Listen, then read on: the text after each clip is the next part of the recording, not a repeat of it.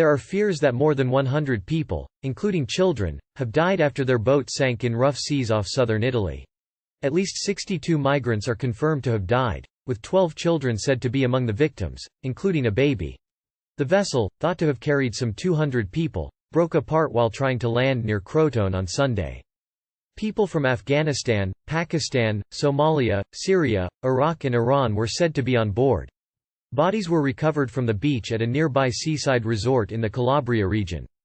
The Coast Guard said 80 people had been found alive, including some who managed to reach the shore after the sinking, meaning many more remain unaccounted for.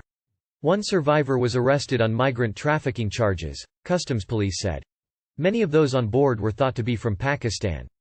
Its Prime Minister Shahbaz Sharif on Monday said more than 24 Pakistanis were believed to have been among the dead. As assistance and relocation operations continue, a group of survivors of the deadly shipwreck are struggling to come to terms with the loss of their loved ones. At a temporary reception center in the town of Isola di Capo Rizzuto, some of them were crying without speaking, some were just staring into the void, wrapped in blankets. They are heavily traumatized, said Sergio Di Dato, from charity Ma Copyright de Sans Frontieres, MSF.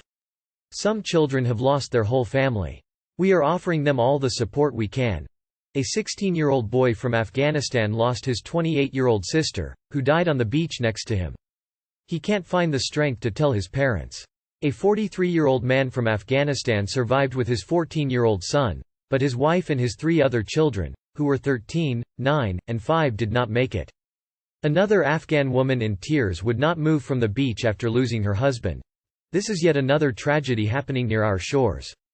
It reminds us all that the Mediterranean is a giant mass grave, with tens of thousands of souls in it, and it continues to widen, said Francesco Criazzo, from SOS Ma Copyright di Tirana Copyright E, an NGO engaged in rescue operations in the central Mediterranean. There is no end in sight. In 2013, people said, "Never again" to the little white coffins of Lampedusa. In 2015, they said, "Never again" in front of the lifeless body of a 2-year-old Syrian child on a beach.